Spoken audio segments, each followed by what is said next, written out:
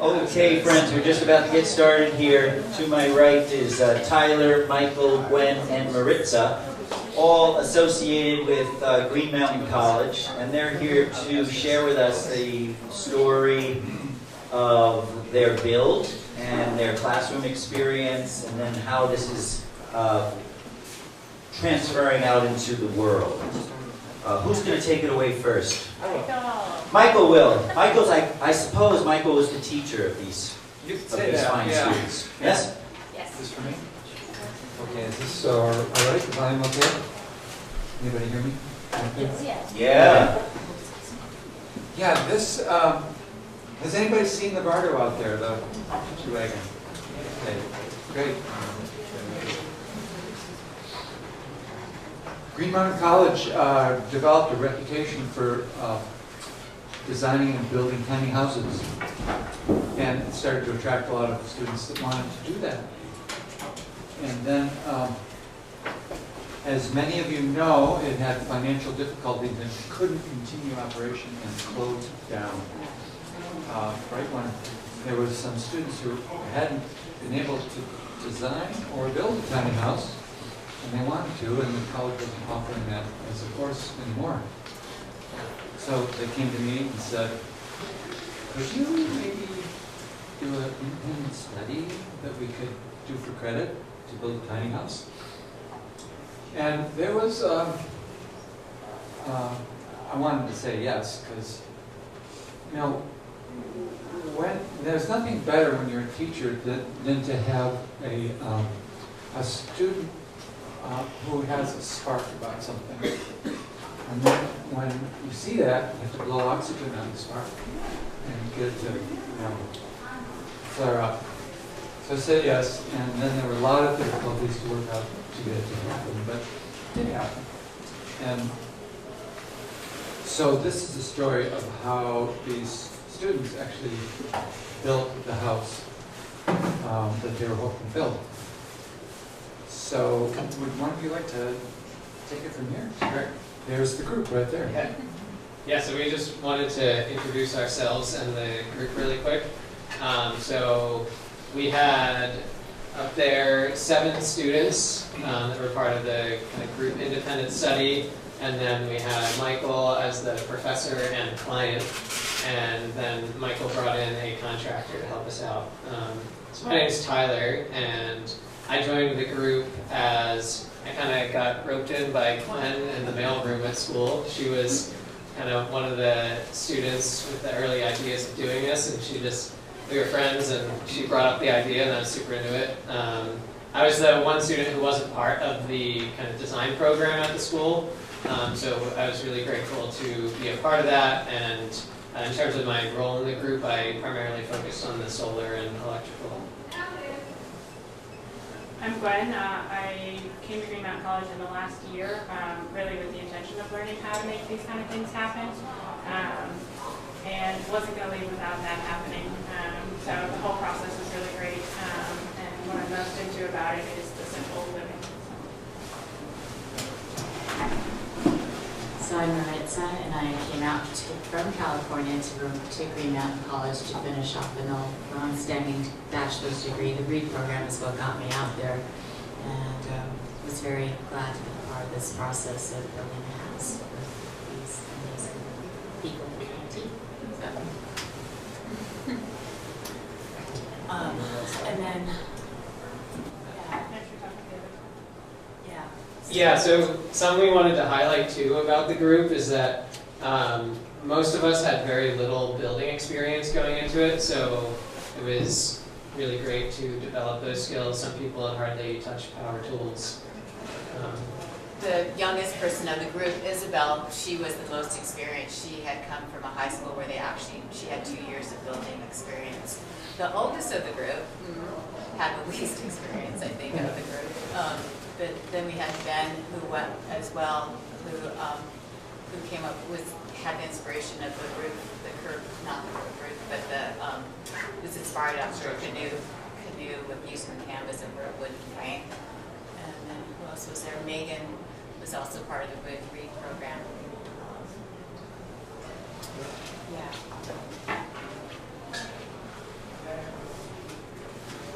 So, the title of this talk, Quick, Let's Build a Tiny House. So this just kind of illustrates what quick means in this context. So the last year that the school was open, we adopted a new schedule. So each semester, rather than a 15-week semester, you'd have kind of 12 weeks of regular classes, and then at the end of the semester, there's a 3.5-week block where most students were taking one course that was worth 3 credits, and that's all you're doing all week.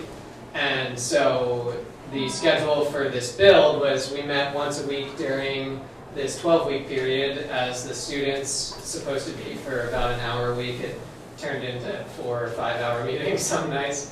And then so that was designing and gathering our materials and preparation, and then the 3.5 week was all building 5 days a week with the, I guess, 9 of us. And we didn't start the build until day 1 of the 3.5-week block and got most of the way through it, including a bunch of framing the inside. So. I'm curious. Yeah. Do we? Well, I'm curious. Do you guys have any specific questions that help guide? Yeah. Yeah. Was that next?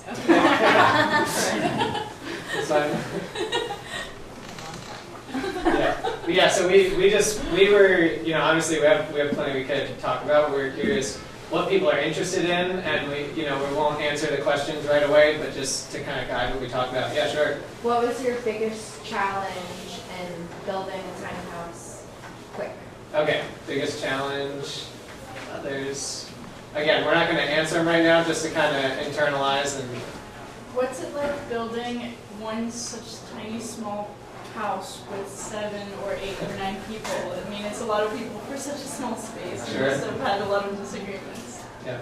Did everybody agree on the design? Good one. Cool. Did people feel inspired to take that project and apply it in other communities, or kind of be a teach the teacher kind of thing, bringing that experience and leading other people through it? Great. For having a full team of 7 people, how long did it take you to fully weatherproof the house when you were first building it? So you could Cool. All right. Well, I think we'll kind of jump into it and hopefully touch on some of those. But first, I'd like to hear a word from our client and professor. Now I got my client hat on. So one of the difficulties was working with a college who was, because it was in financial difficulty, it didn't have any money for this project. So I decided, well, maybe it wouldn't be so bad to own a tiny house. So I'll finance it. Materials are about $10,000, plus a trailer was about $3,000. And now it's for sale, actually. But I also had to function as the professor, sort of guiding, not superimposing, but guiding the work. But as a client, what was it that you were looking for? Yeah, as a client, I was looking for something really small, really simple, maybe a 3-season, not a winterized building. And as a designer and a sort of a person who was kind of trying to structure this effort so it would be successful, have a chance for success. Success came from the people who did the building. I took a classic design. The Vardo is a classic design that you've probably all seen, with the upsloping walls. It comes from old wagons on big wagon wheels that were drawn by horses and had a fabric roof that perched over the top. So that's been reinterpreted over and over and over again. And it doesn't have, it's a design that doesn't have any ego attached to it. So that's the problem of trying to find one design when many people are working on it. A lot of people get attached to my designs. This is the best because yours or yours, but you get mine. And that can be a problem in a group setting.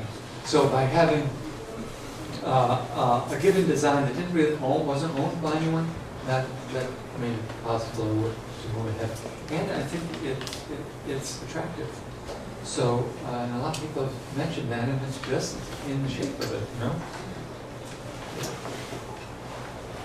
And even then, even though we knew what the shape out exterior shape was going to be, we had a period like 2, 3, 4 weeks where we were kind of dreaming of different designs, and so we played around with changing the bed to a different change. Somebody had an idea of putting French doors on like near the bed area, so you can open it up to that and have more feature come in.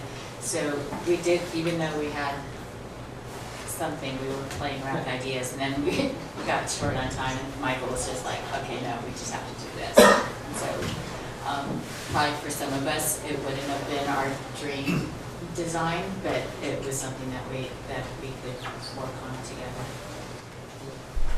Yeah, so there's one question, or a couple questions about just the challenges of having that many people trying to agree on things. And Michael kind of talked about how, you know, he was sort of addressing that and giving us this simple, already existing form to go with.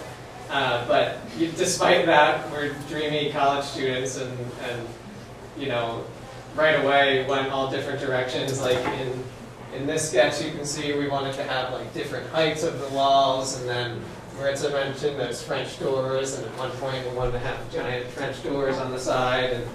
And so yeah, there was a lot of, you know, different ideas flying around, and as the 3.5 weeks grew closer and closer, we started to realize that we needed to stick to the classic simple design and make this achievable, especially given you know, lack of experience within the group.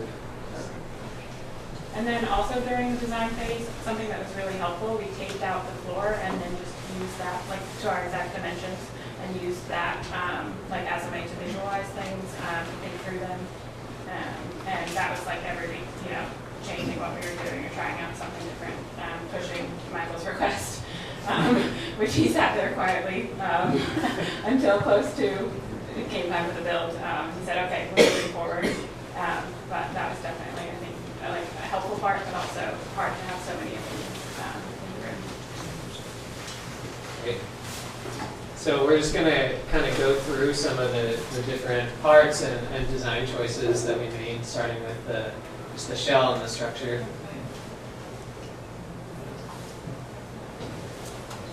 We wanted it to be lightweight.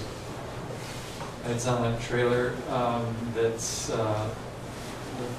the capacity of the trailer with the weight of the trailer was 3,500 pounds. So even when we got our initial order of materials, it looked like it was going to be, we were going to have some wiggle room in that. And we built really lightweight walls, 2x3 studs. That's when we started to go around and add a little extra weight. We was more conventionally framed with triples and jacks and king studs around the openings. But this photo shows the insulation between the studs, and you can see through the window there, right there, the interior sheathing. It's beaded plywood, it's only 3/8 thick. We screwed it and glued it to the studs to make the structure rigid, so you know there wouldn't be any shifting. Usually that's done on the outside, but we just wrapped the building with house wrap after the insulation was caulked in place, and then put the clavards on it. So it allowed for the shell to be lightweight. The framing of the roof was interesting. Made those arches. Here's Ben and Megan sanding the arches, so there's... Isabel and me. Oh, Isabel and you, okay, well...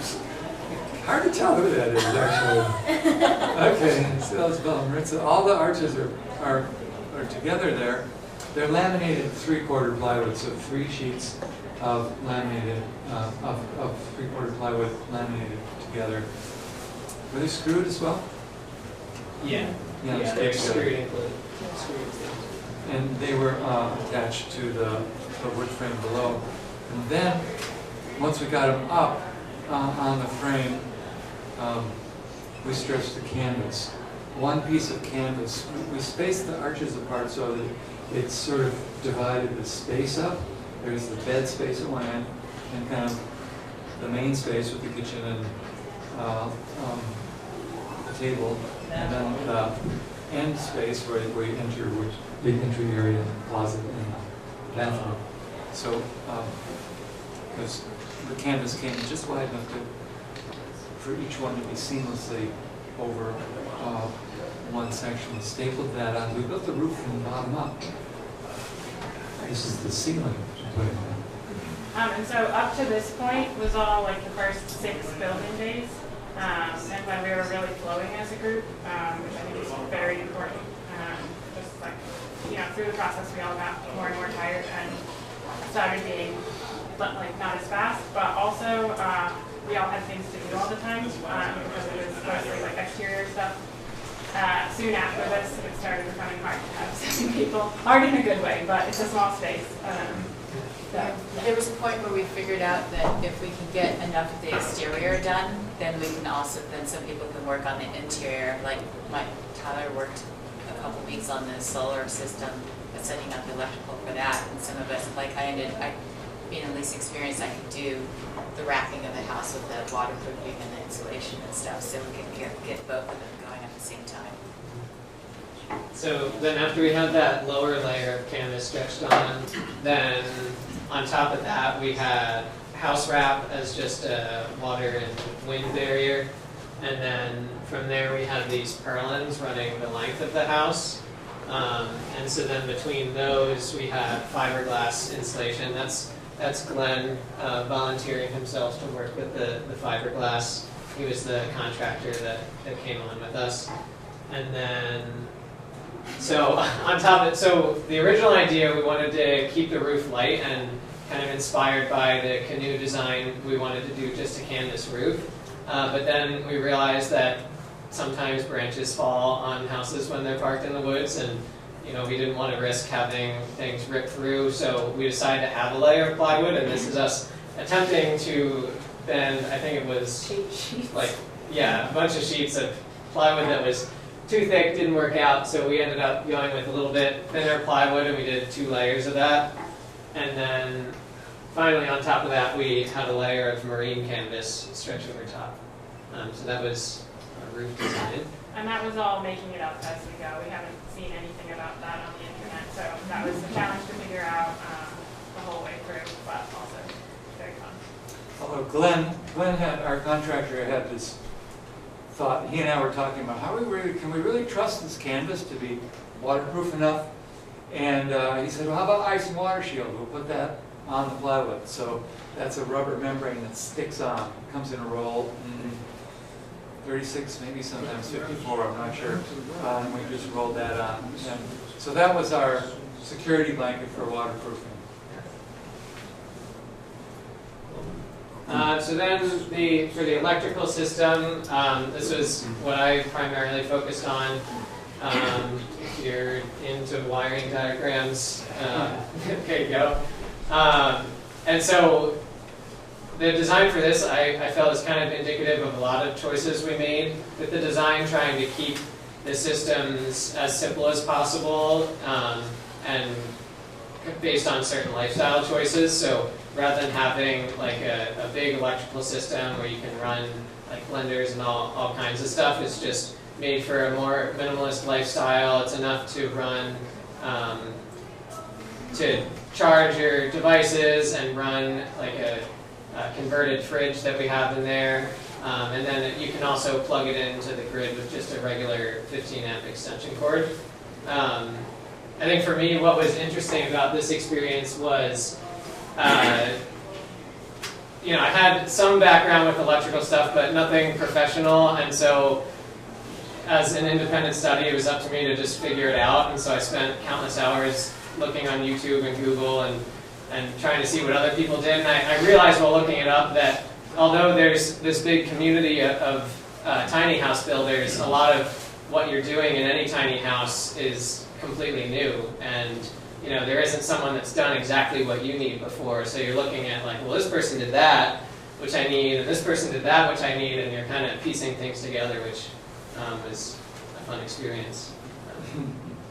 And then that other photo there was just our fridge system. We converted a freezer into a fridge by switching the thermostat. So it's the advantage of that being that it's really insulated and top opening, so it uses very little electricity.